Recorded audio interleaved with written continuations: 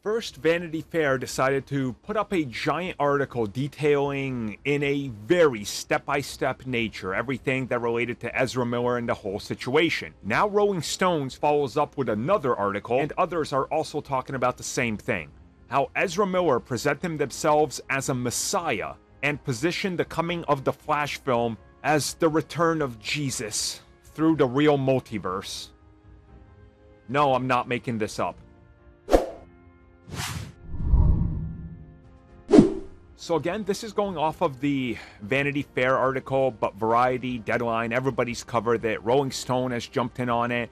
Everybody's pretty much jumping in on it, talking about the new developments and what's being said, and the spiral out of control for Ezra, and essentially talking about how they position themselves as a champion to kind of blur the lines between male, female, and Hollywood and all this, and what's normal and what's acceptable, and socially, pushing things in a different direction. Again, we very much saw this when it came to Ezra, trying to blur those lines. We saw that in interviews and how they represent themselves. This isn't anything new. They just kind of go a little bit more in-depth.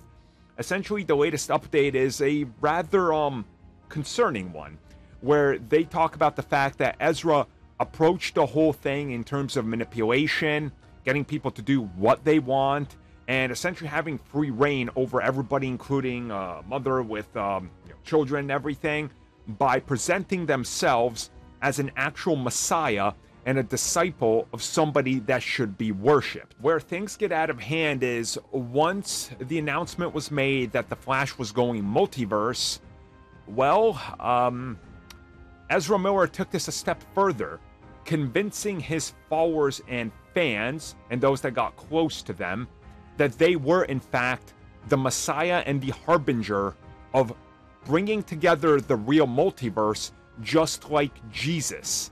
And that this would, in fact, unite everything as one and truly bring on a new age of prosperity where peace was the only thing that existed, and it's due to Ezra being the Flash. I wish I was making this up. I really do. And then they go on and talk about the mental manipulation of multiple people, families, people involved, and the thing we heard about the cult in Iceland and various other associated, groups, essentially, and that they were all falling in line. And everybody was very much convinced whatever Ezra does or says, this is the will. Because bringing together everything in the multiverse, just like Jesus, is exactly what's going to happen.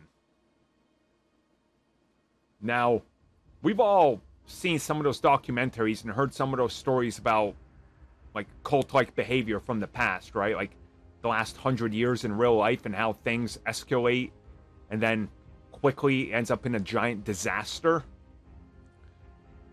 Yeah. That's kind of what we're getting at here, and they go a little bit further into talking about Ezra's lashing out at various people, including members of, religious fanatic sects and everything. So I guess this all contributed to that, and that's why people were willing to blindly defend them, because they were legit convinced that the real multiverse was all going to converge when the Flash released. I actually speechless.